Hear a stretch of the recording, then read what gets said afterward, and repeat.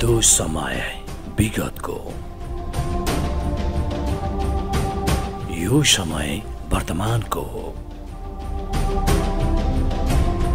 आधुनिक नेपालको ऐतिहासिक रूपरेखा दर्शाउने टेलिभिजन कार्यक्रम युग, the era, a historical show युग, न्यूज नेपाल टेलिभिजन HD मा हरेक शनिबार साँझ 7:30 बजे युग।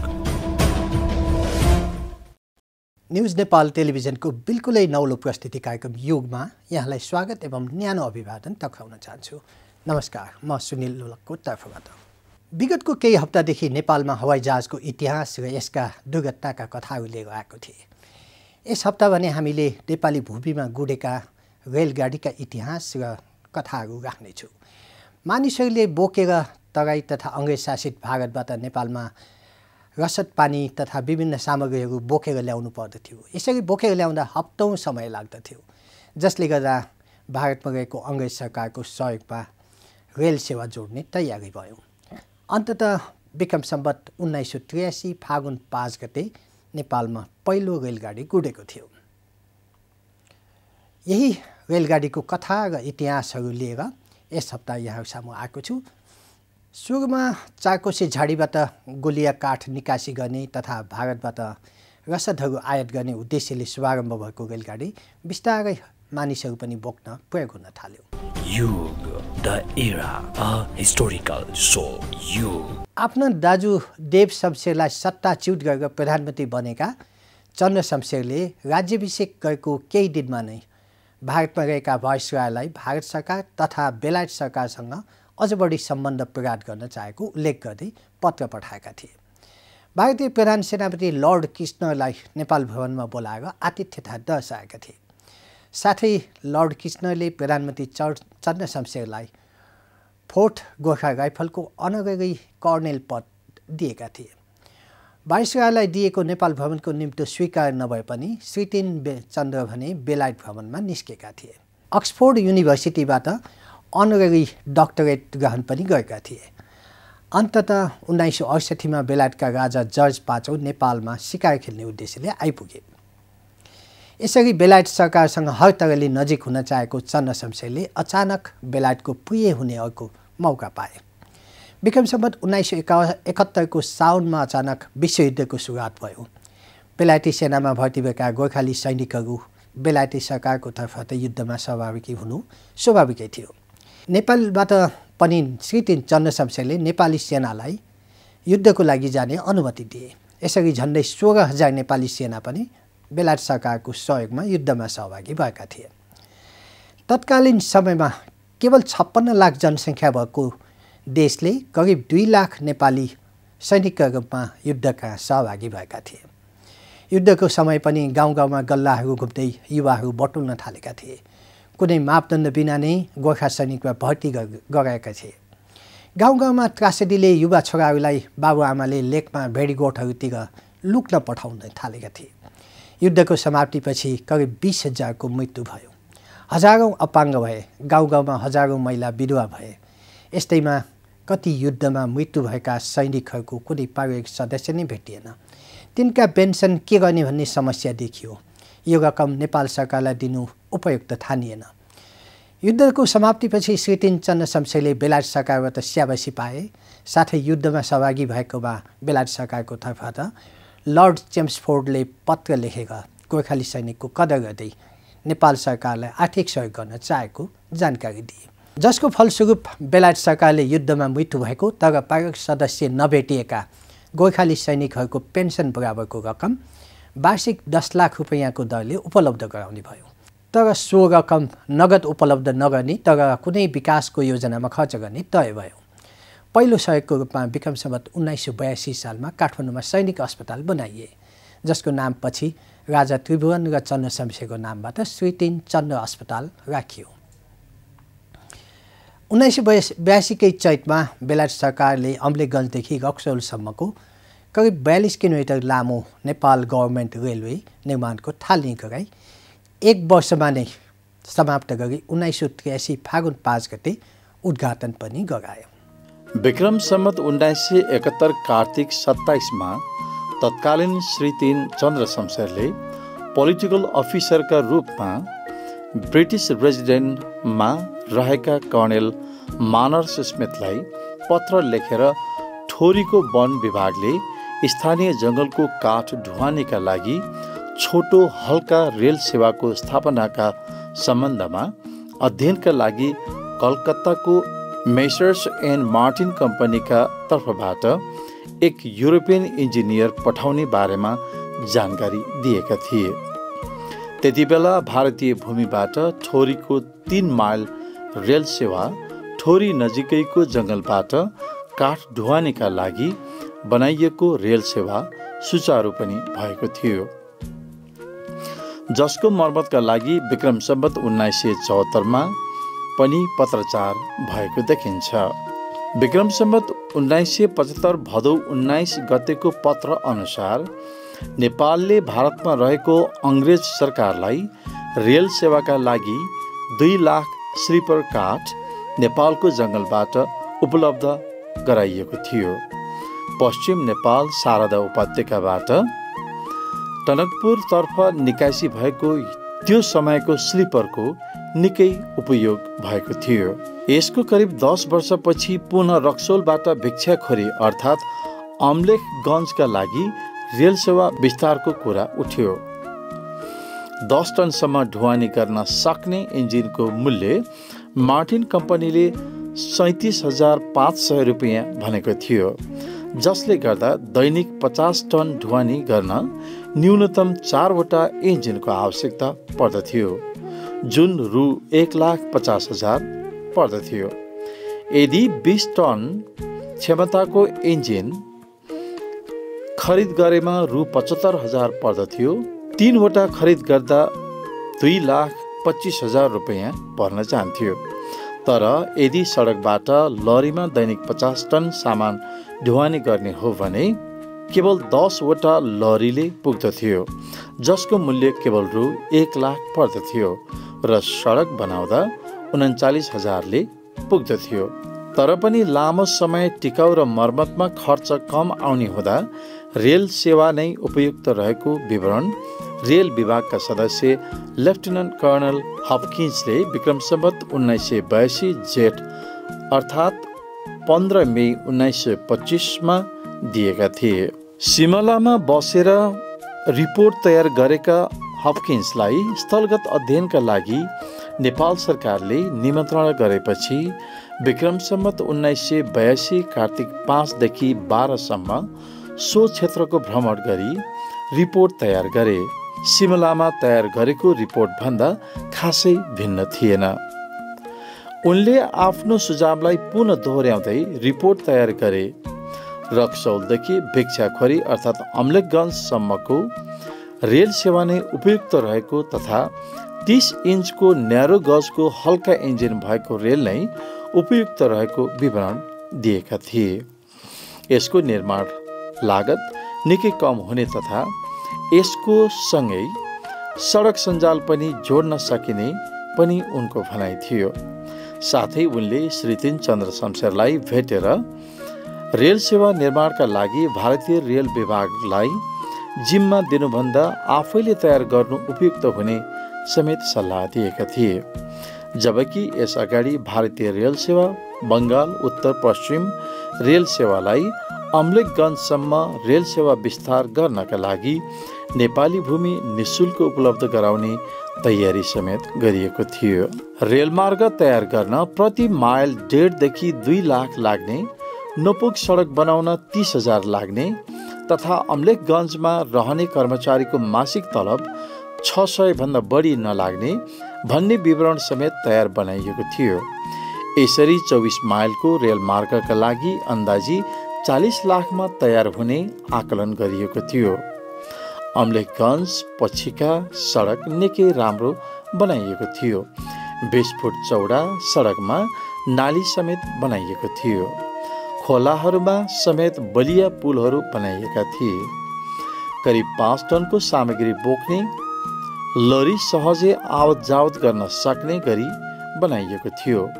रेलमार्ग निर्माण सुरु हुनु पूर्व नै चुरियामा करिब 900 फुट लामो सुरुङ खनिएको थियो।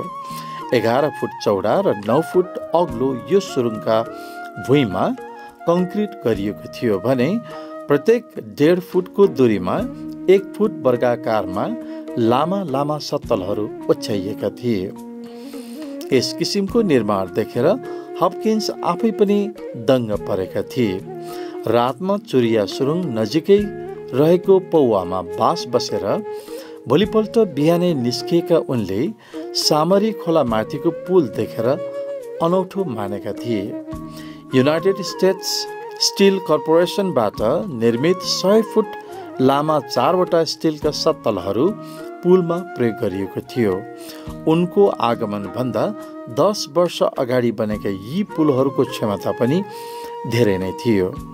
दोर्सिङबाट काठमाडौँसम्म भने भर्खरै तयार भएको रोपवे चालु अवस्थामा थियो। रेल सेवाको लागि भारतीय क्षेत्र रक्सोलमा भारत सरकारसँग नेपालले करिब 26 एकड जमिन 100 वर्षको लागि भाडामा पनि लिएको थियो। सो जमिन अझै केही वर्ष नेपाल सरकारको अधीनमा नै हुनुपर्दथ्यो, तर विगत 50 वर्षदेखि भारत सरकारले आफ्नै स्वामित्वमा भोग चलन गर्दै आइरहेको छ। कलकत्ताको मेसर्स एन्ड मार्टिन कम्पनीले ठेक्का लिएर बेलायतको बेयर पिकर्ड एन्ड कम्पनीले 1 वर्षमा नै तयार बनाएको रेल सेवाको विक्रम सम्वत 1983 फागुन 5 गते समुद्घाटन भएको थियो। उद्घाटनका लागि राजा त्रिभुवन तथा श्री 3 चन्द्र शमशेर अम्लेखगञ्ज पुगेका थिए। उद्घाटन कार्यक्रममा राजा र श्री 3 का अलावा मेसर्स एन्ड कम्पनीका तर्फबाट लेस्ली मार्टिन स्वयं उपस्थित भएका थिए। साथमा इन्जिनियर द्वय सीजे हेनरी र गिरीश चन्द्र दास पनि उपस्थित थिए। रेलको लिकमा 2वटा पशुपति तथा गुहेश्वरी नामाकरण गरिएको हन्सलेट कम्पनीले सन् 1926 मा तयार गरेको 46 औटी पाङ्राको डिजाइन रहेको तथा निर्माण नम्बर 1536 र 1537 रहेको 9.5 इन्च बाई 12 इन्चको सिलिन्डर जोडिएको इन्जिनहरू तयारी अवस्थामा थिए। राजा तथा श्री 3बाट पशुपति नामक इन्जिनमा बसेर संयुक्त रूपमा उद्घाटन गरेका थिए। अन्दाजी 100 मिटर रेल गुडिसकेपछि राजा तथा श्री 3 ओर्लिएका थिए। पहिलो दिनको यात्रामा केही कमी कमजोरी हुन सक्ने आशंकामा रेलमा रक्सोलतर्फ गएका थिएनन्। 2 दिनसम्म नियमित कुनै अवरोध बिना रेल सेवा सुचारू भएपछि फागुन 7 गते दिउँसो 1 बजे राजा त्रिभुवन र श्री 3 चन्द्र शमशेर अम्लेखगञ्जबाट पशुपति इन्जिनमा चढेर रक्सोलतर्फ लागेका थिए। साथै सोही दिन राति 7:25 मा अम्लेखगञ्ज फर्किएका थिए। नेपाल सरकारले यो रेल सेवाको नाम नेपाल गभर्नमेन्ट रेलवे राखेको थियो। यसरी 2वटा इन्जिनको सहायताले गुड्न थालेको रेल सेवामा 2 वर्षपछि अर्को इन्जिन गोरखनाथ थपिएको थियो। गोरखनाथ भने एभनसाइड कम्पनीबाट निर्मित इन्जिन थियो। यसको सिलिन्डर केही ठुलो थियो। यसपछि नेपाल गभर्नमेन्ट रेलवेमा यात्रुको संख्या यसरी बढ्न थाल्यो कि 3वटा इन्जिन पनि नपुग हुने देखियो, जसले गर्दा विक्रम सम्वत 1989 मा वेयरपिका कम्पनीको महावीर र विक्रम सम्वत 1995 मा डक्रु एन्ड ब्राउन कम्पनीको कृष्ण इन्जिन थपियो। यस्तै वेयरपिका कम्पनीको सीताराम र हन्सलेटको श्री विष्णु पनि थपियो। जनकपुरको रेल सेवामा पनि जानकी मन्दिरका तीर्थालुहरूको भिड लाग्न थालेपछि पशुपति र गुहेश्वरीलाई जनकपुर रेलतर्फ लगिएपछि नेपाल गभर्नमेन्ट रेलवेका लागि नर्थ ब्रिटिस रेलवेका 2 पुराना इन्जिन Q1 र Q2 ल्याइएको थियो। 7वटा इन्जिन र 82वटा डब्बा बगी सहितको यो रेलगाडीले मानिसहरूको आवतजावतमा मात्र सहजता होइन, नेपालको 4 कोसे झाडीका रुखहरू कटानी गराई भारततर्फ निकासी पनि हुन थाल्यो। यसरी नाफामा चलेको रेल सेवा भने 2013 सालबाट ब्रिगन्जदेखि काठमाडौँका लागि सडक यातायात सञ्चालन हुन थालेपछि रेलगाडीमा चढ्नेहरूको सङ्ख्या क्रमशः घट्न थाल्यो। दोस्रो पञ्चवर्षीय योजनामा रेलवेमा केही विस्तार गर्ने योजना बनाइएको थियो, जस अनुसार 20वटा डब्बा नयाँ थप गर्ने, ब्रिगन्ज टर्मिनल भवन निर्माण गर्ने, विराटनगरमा समेत नयाँ टर्मिनल भवन बनाउने र 10वटा डब्बा खरिद गर्ने, नेपालगञ्जमा पनि सम्भाव्यताको अध्ययन गर्ने, जनकपुर जयनगर रेलवेमा पनि सुधारहरू गर्ने योजनाहरू बनेका थिए। तर समयले त्यो हुन दिएन। सडक यातायातको विस्तार हुँदै जाँदा सडक यातायातको प्रयोग गर्नेहरूको सङ्ख्या बढ्न थाल्यो, जसका कारण रेल चढ्नेको सङ्ख्या घट्न थाल्यो। विक्रम सम्वत 2016-17मा वार्षिक 2,43,300 यात्रु बोकेर 5,10,000 रुपियाँ आम्दानी गरेको नेपाल गभर्मेन्ट रेलवेले 2020-21 को आर्थिक वर्षमा आइपुग्दा केवल 66,450 यात्रुहरू मात्र बोकेर केवल 1 लाख आम्दानी गर्न पुग्यो। साथै सामग्रीहरू बोकेर 11 लाख आम्दानी गरेको घटेर 4 लाख रुपियाँमा सीमित हुन पुग्यो, जसले गर्दा वार्षिक शुद्ध मुनाफा 10 लाखबाट घटेर 1,51,000मा घट्न पुग्यो। यसरी बिस्तारै घाटामा गएको रेलवे सेवा चलाइरहनु उपयुक्त ठानिएन। अन्ततः 38 वर्षसम्म सञ्चालनमा आएको यो सेवा 2022 सालको असारबाट बन्द गरियो। विक्रम सम्वत 1980मा भारतीय वन विभागका प्रमुख जेभी कलियरले नेपालको तराईबाट गोलिया काठहरू निर्यात गर्न बनाएको रेल सेवा विस्तार भएर विक्रम सम्वत 1983मा यात्रुवाहक रेल सेवा बन्यो। अन्ततः 42 वर्षपछि सधैँका लागि रेल सेवा बन्द भयो।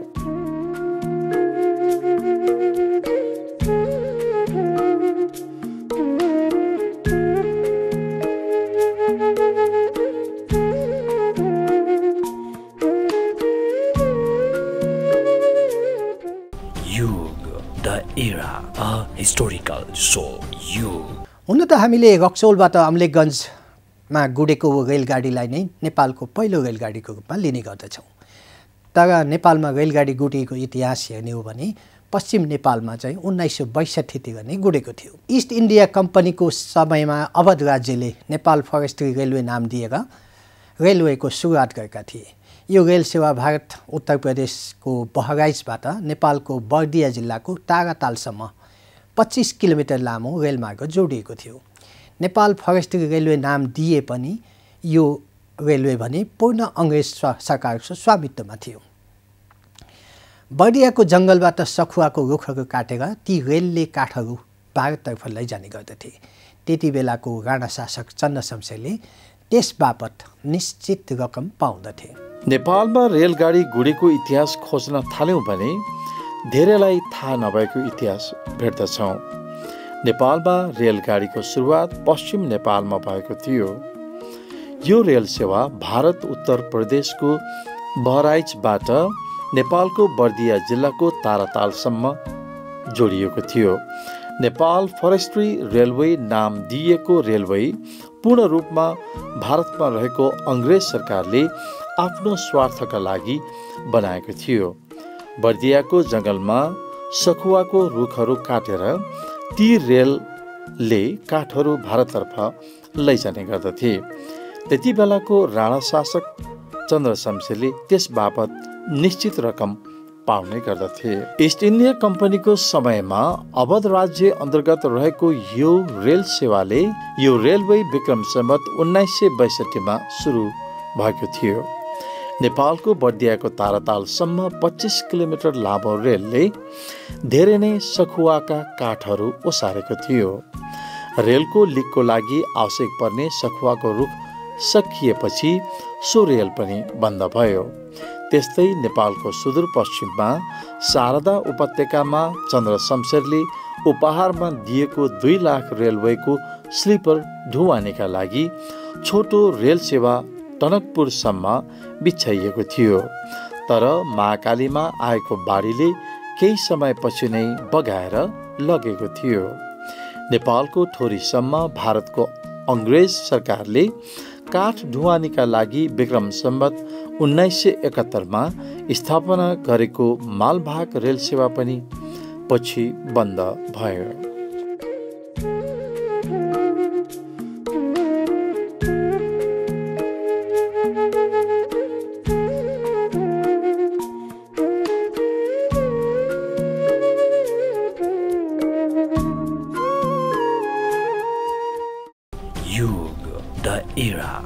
Historical show Yug।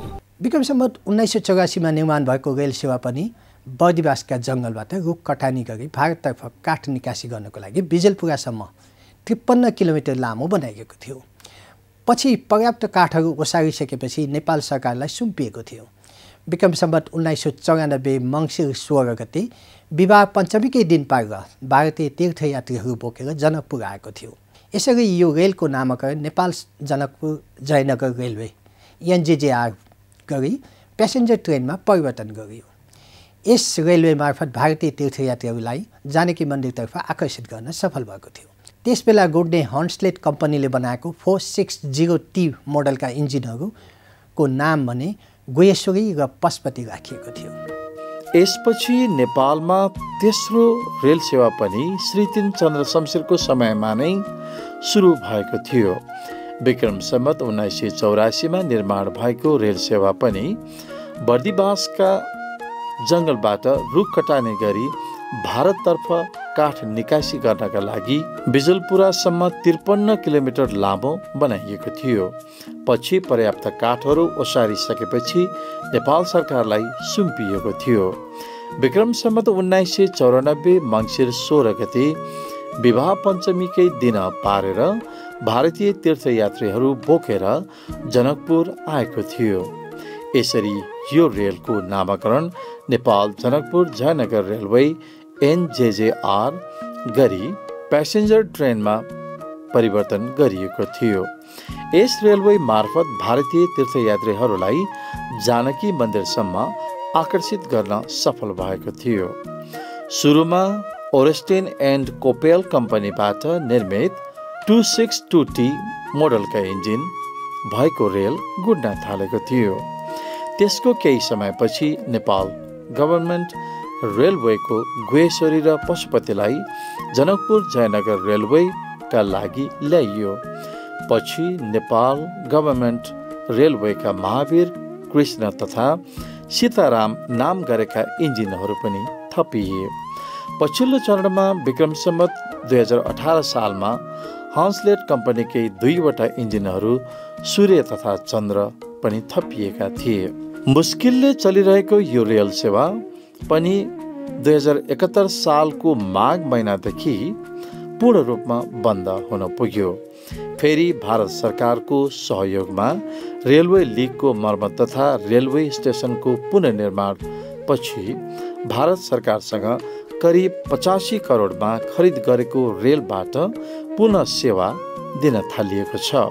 तर नेपालमा अहिले बढ्दो भ्रष्टाचारको कारण सुरुदेखि नै यो रेल सेवा घाटामा जान थालेको छ।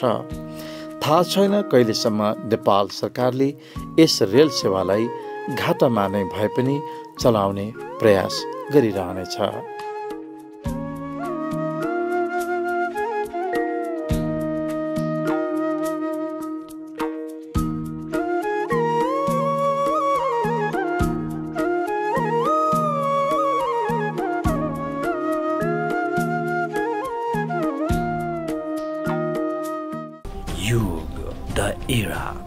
Historical show Yug। नेपालको चौथो रेल सेवा भने काठमाडौँ उपत्यकाभित्र मातातीर्थदेखि लैनचौरसम्म 10 किलोमिटर लामो बनाइएको थियो। मातातीर्थ रेलवे नाम दिएको यो रेल भने रोपवेबाट मातातीर्थसम्म आइपुगेका सामग्रीहरू ओसार्नको लागि बनाइएको थियो। यसपछि पनि नेपालमा केही अन्य रेल सेवा पनि सञ्चालनमा आएको थियो। चौथो रेल सेवा भने काठमाडौँ उपत्यकाभित्र मातातीर्थदेखि लैनचौरसम्मको 10 किलोमिटर लामो थियो। मातातीर्थ रेलवे नाम दिएको यो रेल भने रोपवेबाट मातातीर्थसम्म आइपुगेका सामग्रीहरू ओसार्नका लागि बनाइएको थियो।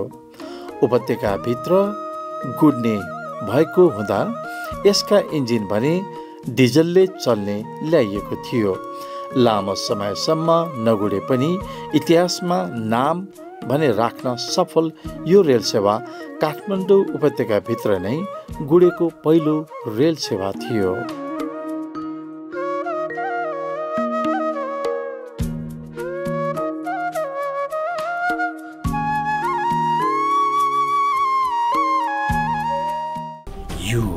The era, a historical show.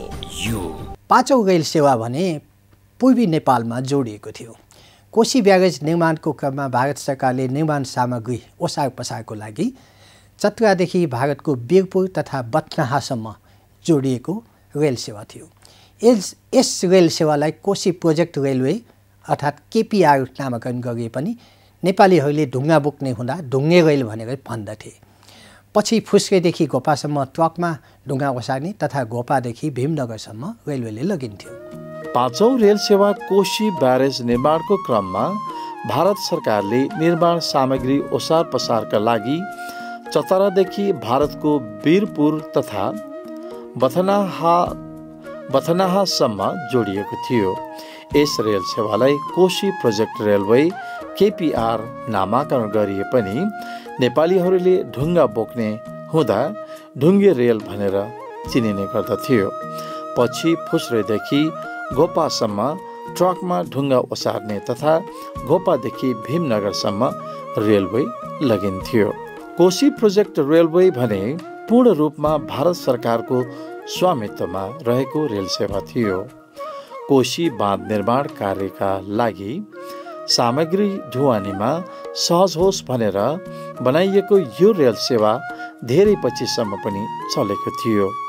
यो रेलको लम्बाइ सबै जोड्दा 113.6 किलोमिटर रहेको थियो।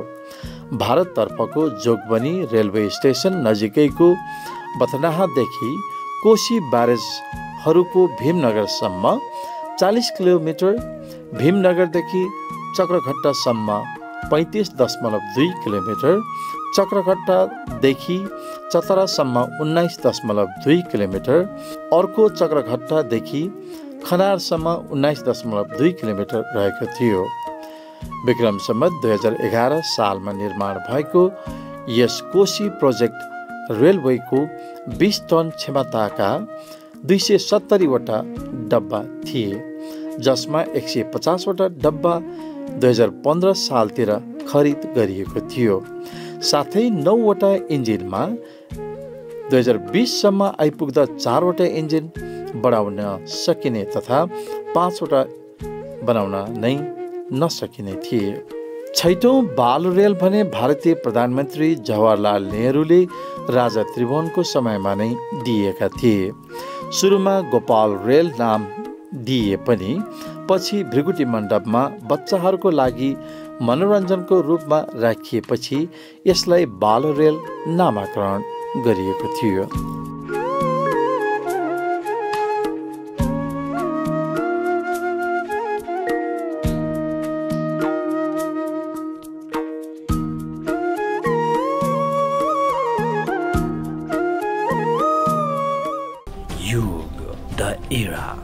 Historical show युग। दर्शकवृन्द, यिनै प्रस्तुतिका साथ हामी आजको कार्यक्रम युगबाट बिदा लिन चाहन्छौँ। आगामी श्रृङ्खलामा नयाँ ऐतिहासिक विषयवस्तुका साथ पुनः उपस्थित हुने नै छु। न्युज नेपाल टेलिभिजन एचडी हेर्दै गर्नुहोला। नमस्कार। त्यो समय विगतको, यो समय वर्तमानको हो। आधुनिक नेपालको ऐतिहासिक रूपरेखा दर्शाउने टेलिभिजन कार्यक्रम युग, the era, a historical show युग। न्युज नेपाल टेलिभिजन एचडीमा हरेक शनिबार साँझ 7:30 बजे युग।